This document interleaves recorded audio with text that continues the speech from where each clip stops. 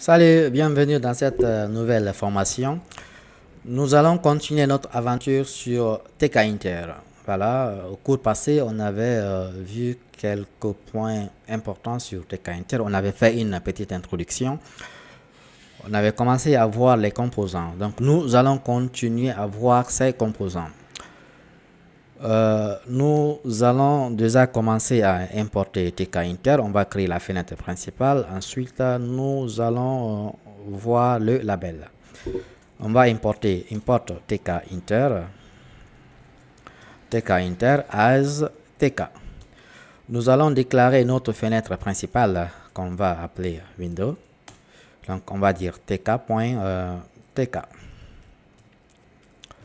Je vais lancer la fenêtre en appelant le gestionnaire d'événements main loop.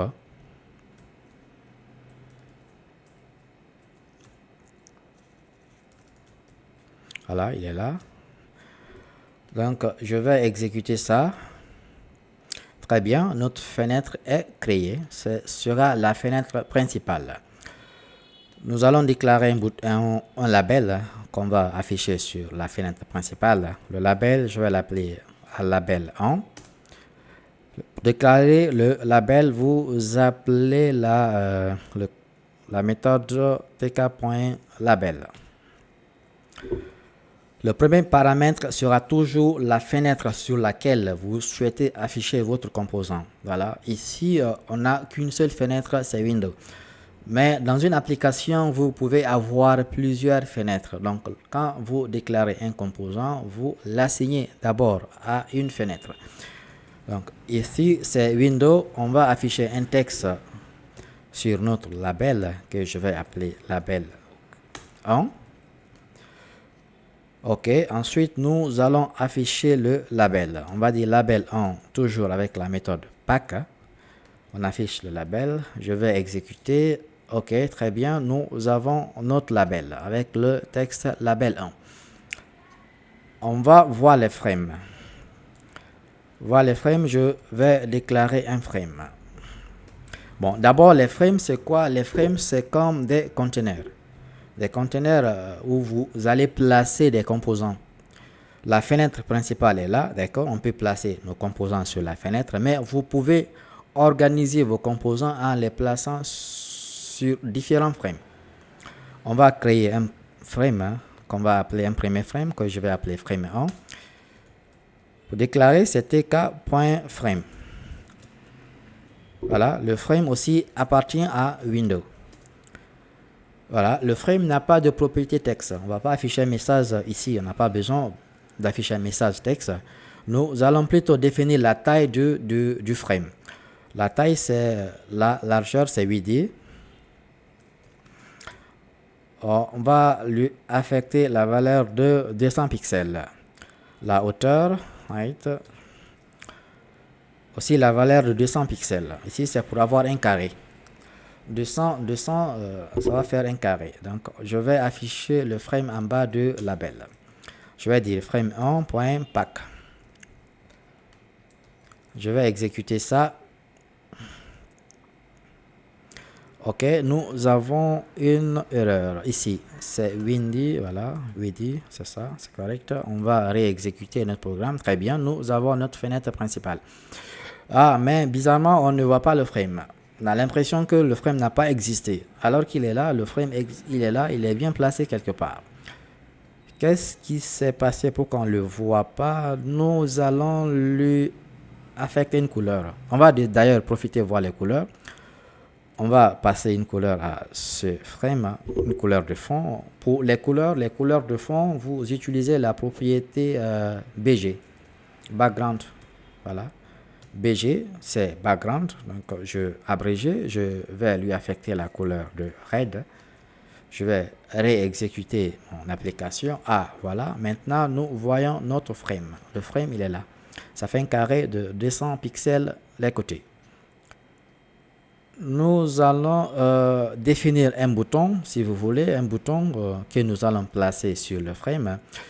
Mais en attendant, je vais vous montrer les possibilités qu'on a avec TK Inter sur les couleurs. Nous avons affiché un fond qui est le fond rouge. On va on va changer la couleur de label, de notre label. On peut soit changer la couleur de fond de notre label aussi en utilisant la propriété BG, que cette fois je vais mettre yellow au lieu de red. Ok, la couleur du fond de label sera jaune. J'exécute. Ok, la couleur est jaune. Maintenant, nous allons changer le texte de label. Le texte, c'est le premier plan. Il y a deux plans. Le plan de fond qui est le background. Le premier plan, c'est le foreground.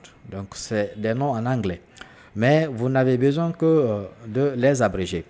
Foreground, comme ça sera le premier plan. Ok, le premier plan, c'est pour le label, ça sera la couleur du texte. Donc ici, nous allons lui donner la couleur red. Bon, ce sont des noms de couleurs en anglais. Je vais exécuter ça. Voilà, donc ça est là. Nous avons la couleur red. Ces noms de couleurs, vous pouvez aussi, au lieu de donner des noms en anglais ou des chaînes comme ça, des chaînes en anglais, vous pouvez utiliser le RGB.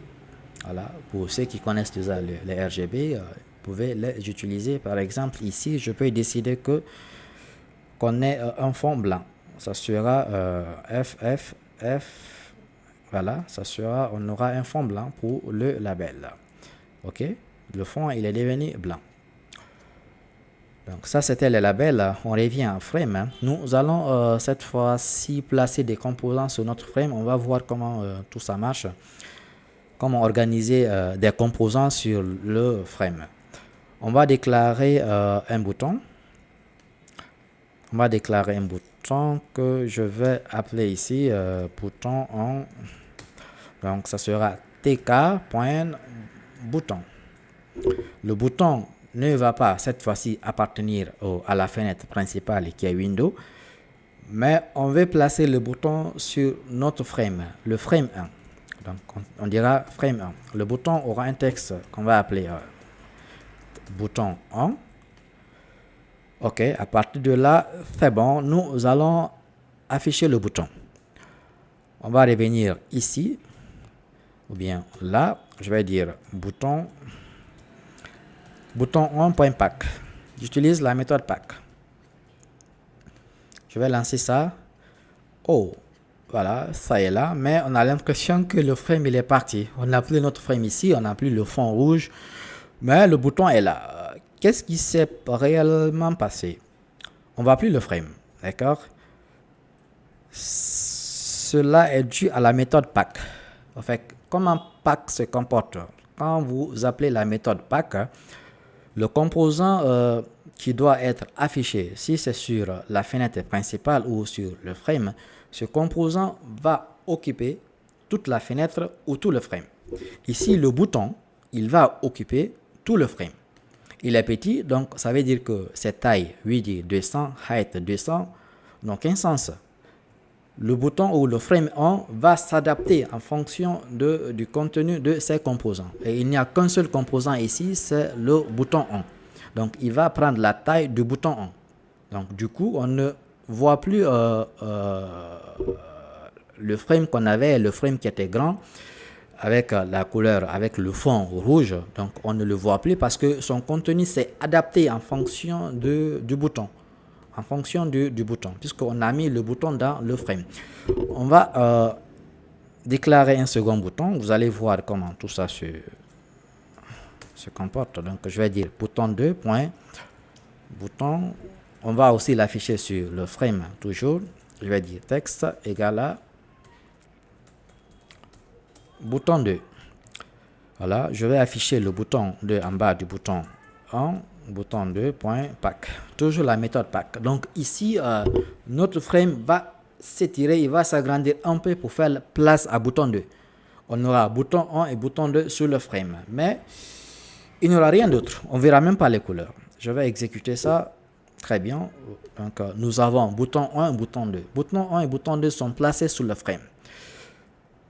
Nous allons changer la méthode pack pour voir effectivement comment bouton 1 et bouton 2 sont placés sur le frame.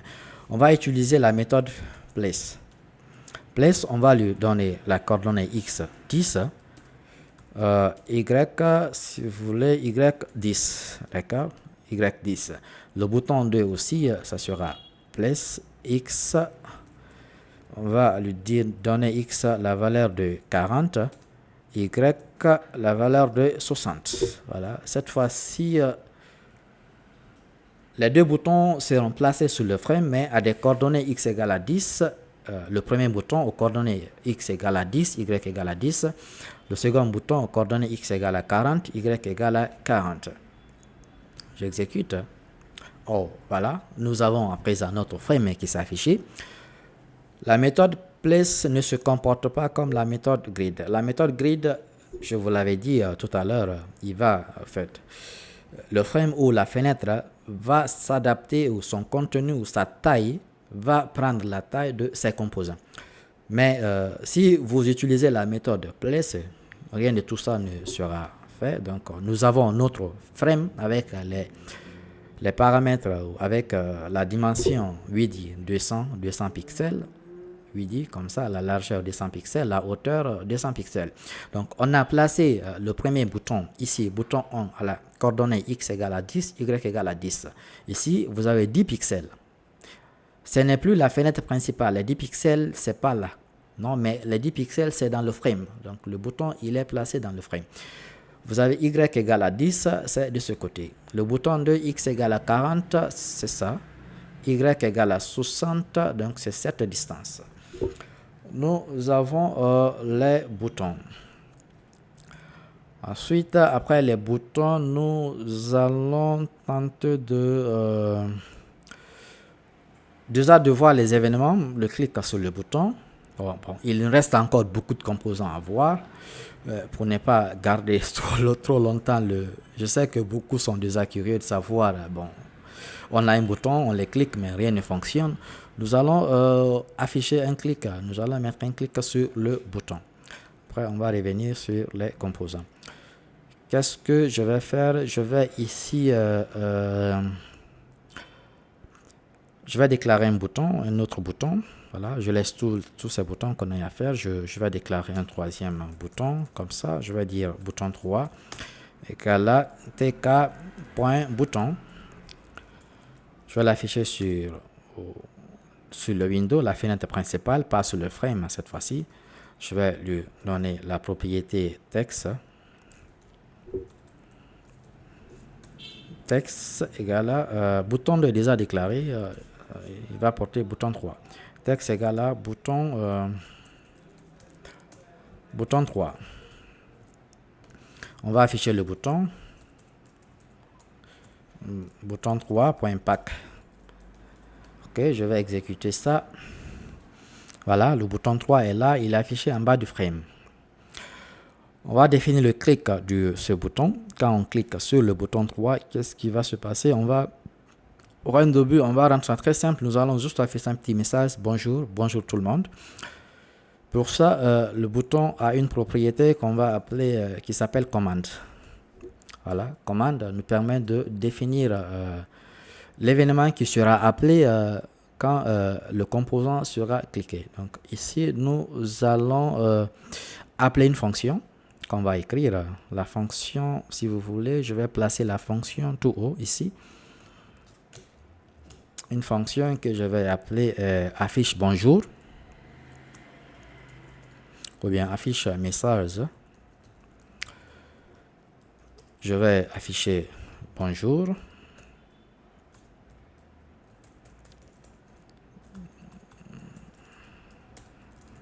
Bonjour tout le monde. Voilà, donc je vais copier cette méthode. Je l'appelle ici, commande affiche bonjour. Quand je vais cliquer sur le bouton 3, il va m'afficher ce message, bonjour tout le monde. On va exécuter et voir ça. Je lance ça, nous avons notre fenêtre, je vais cliquer sur le bouton, ok, je clique et voici le message, bonjour tout le monde. Il m'affiche bonjour tout le monde. Je reclique Mais voilà, le message revient encore. Bonjour tout le monde. Ce que nous allons faire, nous allons afficher un message, une pop-up comme ça, à titre d'information pour voir ça de près. Pour ça, nous allons importer message box. Je vais dire from TK Inter import message box. Les message box, ce sont les pop-up. Vous pouvez, dans les applications, vous les retrouvez très souvent. Par exemple, lorsque vous avez besoin de valider une transaction, on peut vous afficher un message disant que est-ce que vous voulez réellement valider cette transaction, ou si vous voulez supprimer un objet sur votre ordinateur. Souvent, on vous envoie un message vous demandant est-ce que vous voulez réellement supprimer cet objet. Donc, ce sont ces messages box. Ici, nous allons afficher juste une information à l'écran. Bonjour tout le monde. Là, cette information, on va mettre ça ici. On va l'afficher là. Donc, ça sera message box. C'est juste une information show info. Show info a deux paramètres. Le premier, c'est le titre. Le titre qui sera affiché sur la petite fenêtre. Donc, moi, je vais appeler ça salutation. Et ensuite, le message qu'on va afficher, c'est bonjour tout le monde. Bonjour tout le monde. Très bien, je vais exécuter ça, voir. Je lance mon application. Je vais cliquer sur le bouton 3. Oh, voilà, il m'affiche bonjour tout le monde. D'accord, c'est très bien. Nous allons voir plus tard ces messages box. Il y en a plusieurs. Il y a d'abord Soin Info qui est affiché, mais on va voir ça en détail dans les prochains cours. Ici, le clic du bouton, gardez à l'esprit, pour définir un clic simple sur un bouton, vous utilisez la propriété commande, vous lui assignez une méthode. Donc, quand on va cliquer le bouton, cette méthode est appelée. Nous allons continuer sur les composants. On va cette fois-ci voir les cases à cocher. On va voir les cases à cocher. Je vais déclarer ici une case à cocher que je vais appeler check on, qui sera TK. Pour les cases à cocher, c'est check bouton. Check bouton, il va appartenir à notre fenêtre principale qui est Windows. Je vais afficher un texte. Pour la case, je vais dire ça case on. Ok, je vais afficher cette case à cocher, check on, point, toujours avec la méthode pack. Je vais exécuter l'application. Voilà, nous avons ici notre case à cocher tout en bas. Je coche, voilà, la case est cochée, je décoche, voilà. Ce que nous allons faire, ou ce que je vais vous dire, ce composant vient avec une variable ordinaire qu'on appelle int var, qui va nous permettre de cocher ou décocher la case dans le code. Cette variable aussi va nous permettre de savoir est-ce que la case est cochée. Nous allons voir ces variables un peu plus tard, mais pour le moment, nous allons parler de int var. On ne va pas rentrer en profondeur de ces variables, ça sera un chapitre qu'on verra un peu plus tard. Donc, je vais déclarer une variable qui va nous permettre de cocher ou décocher la case dans le code, ou de tester si la case est cochée ou pas.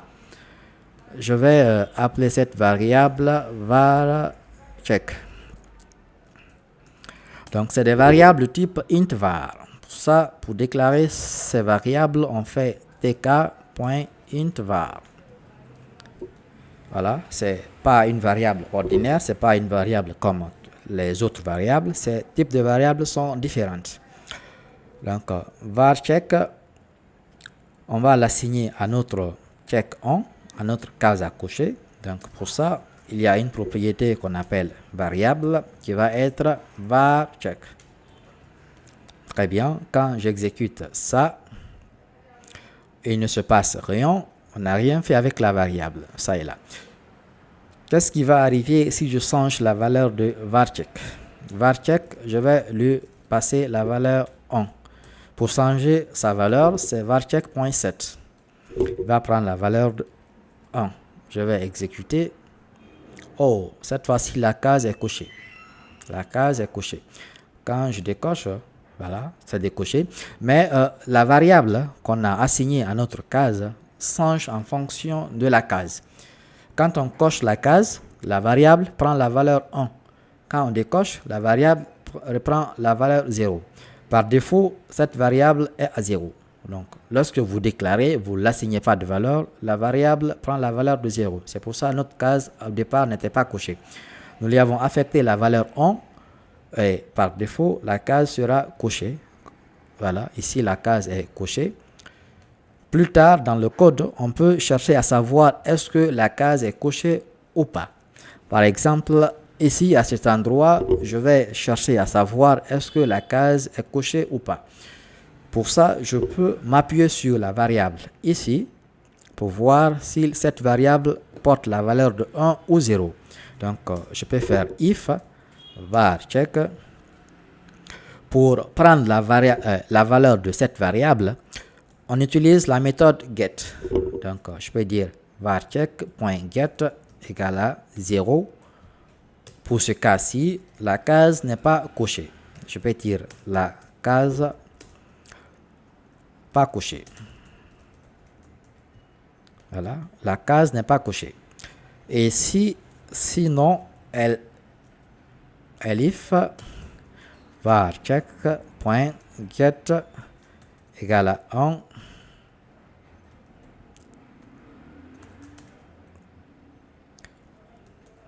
Cette fois-ci, la case est bien cochée. Je peux dire que la case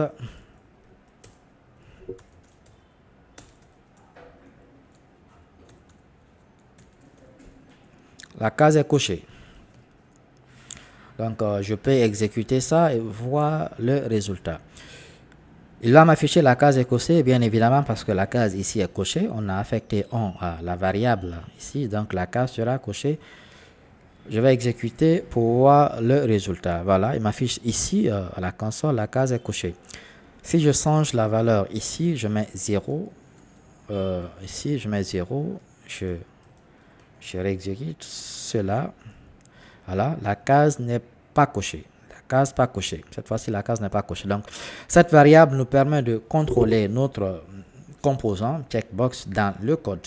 Ça nous permet de cocher ou de décocher le composant ou de savoir si le composant est coché ou pas coché.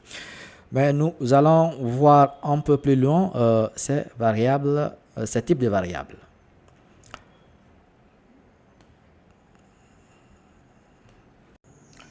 Voilà, très bien. Nous allons voir maintenant les radio-boutons. On va déclarer les radio-boutons. Je vais appeler une variable radio1 qui sera tk.radio-bouton. On va assigner cette variable à notre fenêtre principale Windows. On va afficher un petit message que je vais appeler radio1. Ok, nous allons placer la variable radio1 sur notre fenêtre principale en utilisant la méthode pack. Je vais lancer ça. Voilà, nous avons notre radio ici affiché tout en bas qui est déjà coché. On va déclarer une autre variable radio. On va appeler radio2. Ça sera tk.radio-bouton. Toujours sur la fenêtre principale, là, le texte, on va afficher un texte radio 2. On va déclarer une troisième variable, radio 3, sera tk.radio-bouton window texte égale radio 3.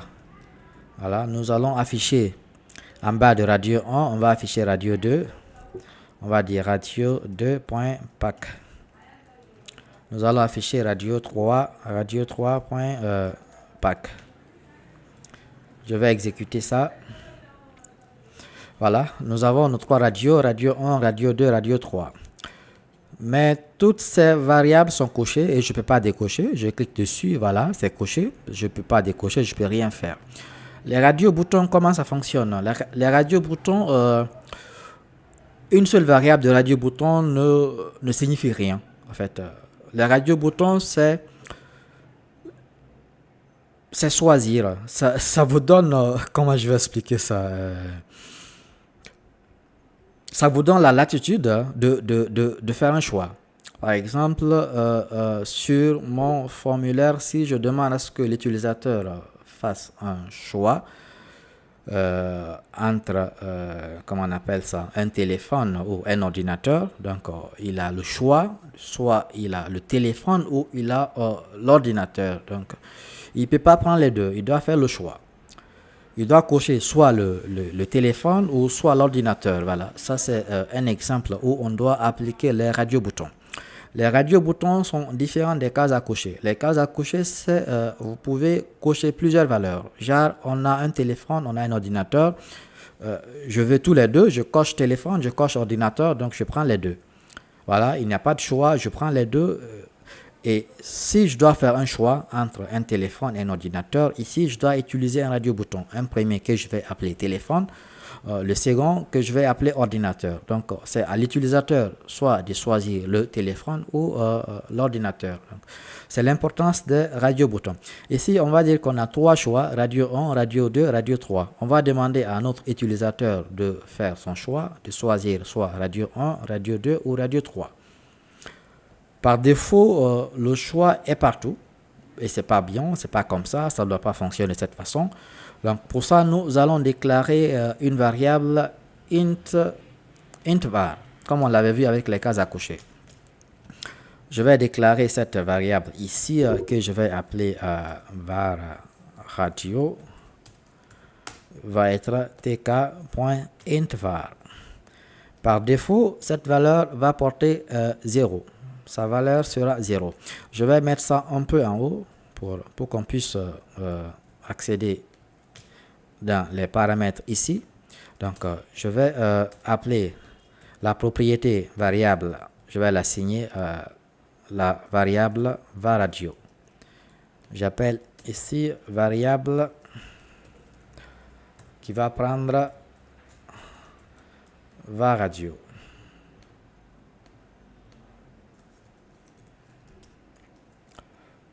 Pareil, variable va prendre varradio. OK. Donc, nous avons nos trois radio-boutons qui ont la même variable, varradio.